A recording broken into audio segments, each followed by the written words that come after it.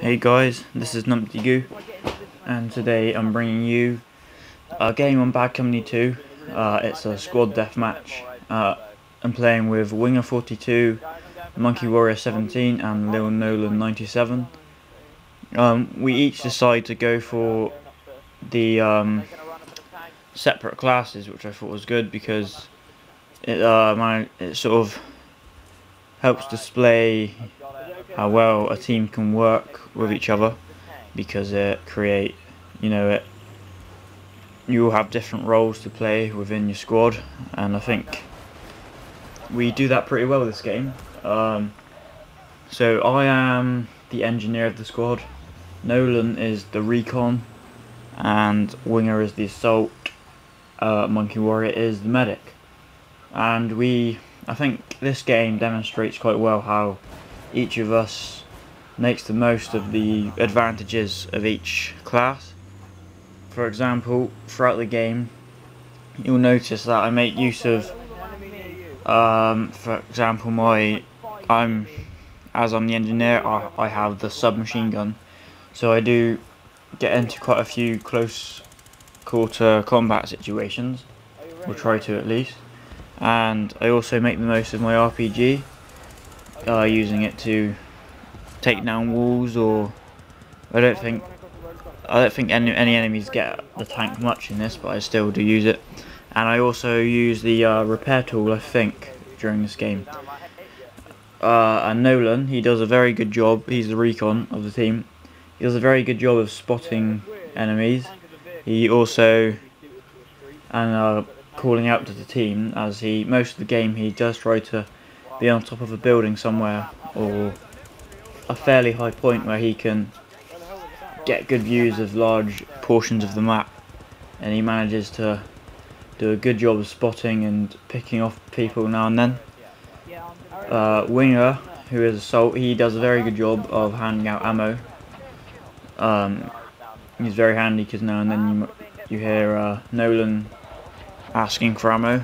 That's just an example of how he worked well. And also with his assault, of course, being an assault, he's got the assault rifle, which is kind of like the head of the head of the team, really, gun wise, and he does a good job of making the most of that, because he does stay, I'd say that during the game he does stay like medium distances from the enemies. Now and then he will get into close range situations with me, and he will hang back as well. That leads us on to Monkey Warrior, who's the medic of the team. He does manage to get quite a few revives, I think. He manages to keep us topped up on our health, which is good. And also with his LMG, he does do a good job of using it to give covering fire. You might see some of those situations during this match, and you also see that he very well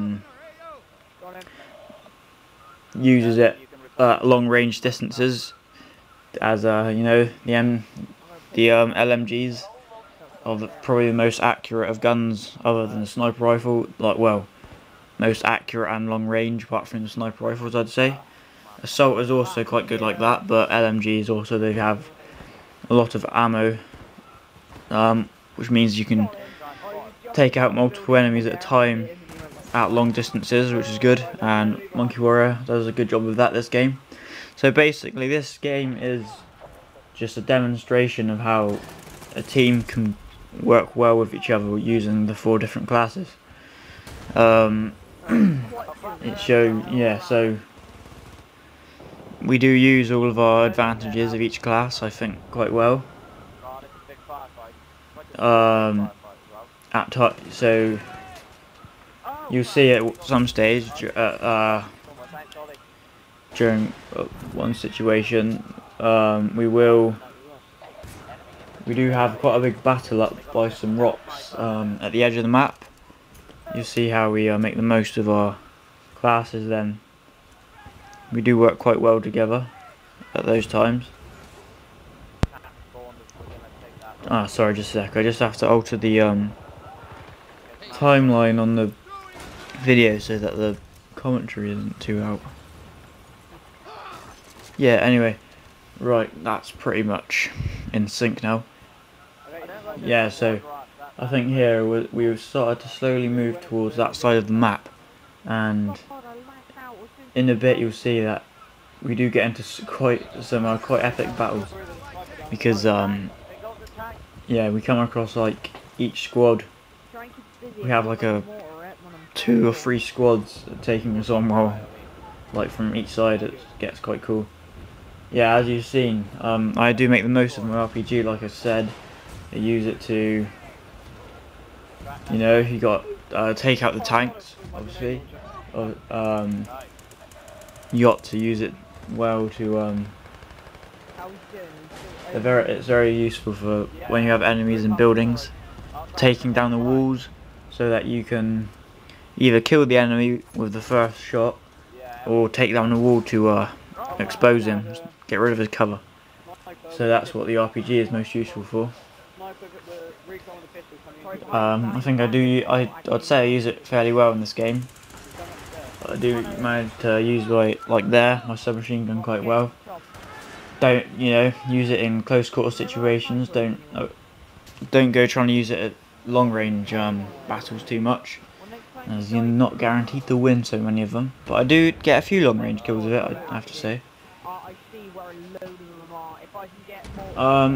There are times in this game where, you know, me and either the whole squad or me and one other teammate will hide out in a building for a bit, just to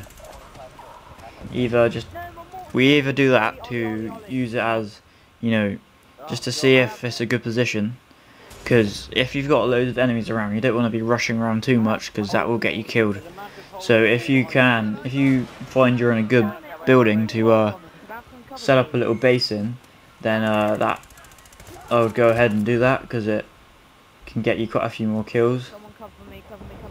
And it's also good if you have a sniper up in one building. You could use that building as the sort of base for a certain amount of time, because as you will probably see, Nolan does a good job of staying alive for quite a while, and we spawned him quite a few times.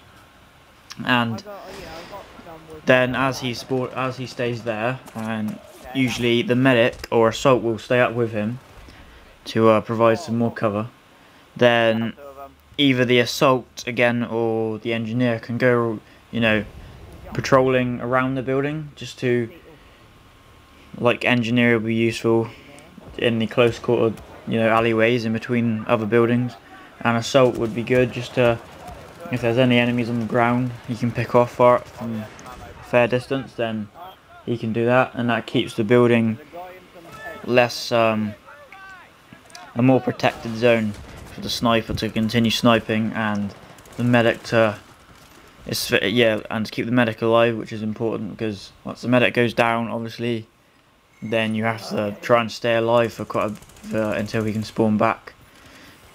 I mean, you do want to stay alive anyway, but it's if you die when your medic is down, and you know you won't get revived, so sometimes your whole squad can get wiped out, and then you have to set up a new position, which can be a bad thing because it will take you away from where the main action is.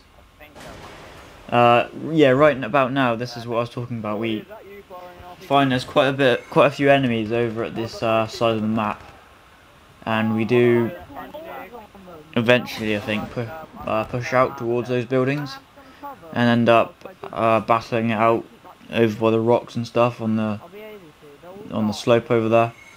As you can see, I was making good use of my RPG, getting rid of their cover, exposing them to my teammates and myself. Yeah, always make sure, you know, after a firefight, reload your weapon. I know this is all quite basic, some of this is quite basic stuff, but, you know, it's good to help out any new players, because I understand that quite a few people will be switching from Call of Duty 2 Battlefield at the end. No, when Battlefield 3 comes out. I bet that's going to be an amazing game. I can't wait for that.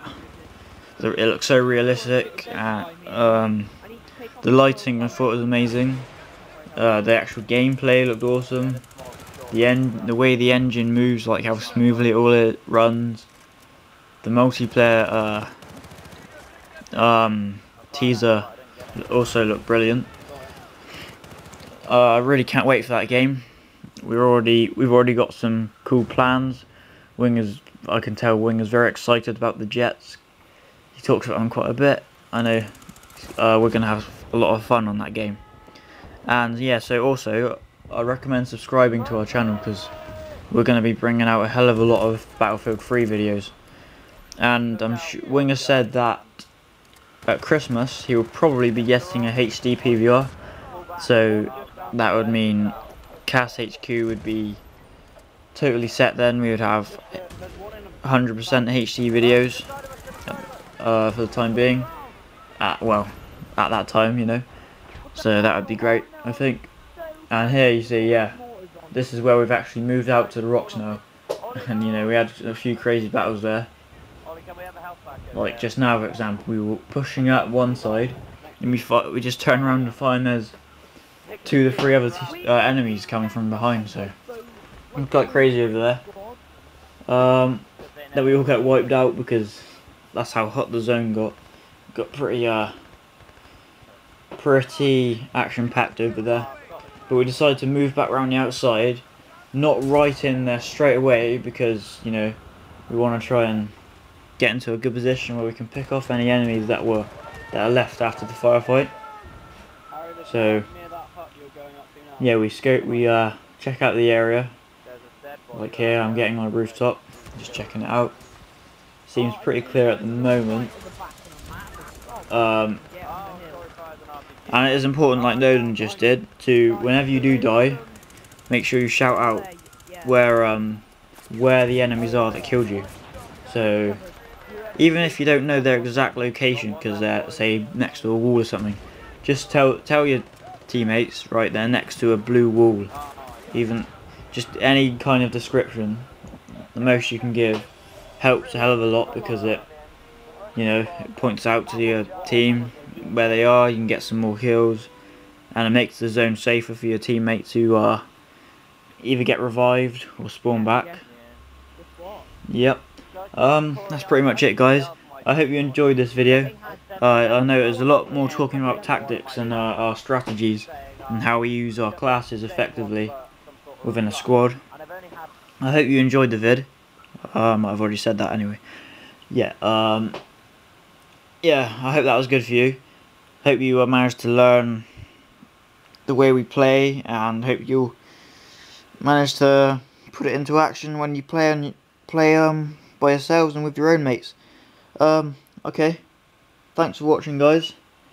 I'll probably be bringing out a few more videos like this of how we use our classes effectively and with different matches. So yeah, right, guys. Thanks for watching. I'll talk to you soon. See ya. Bye.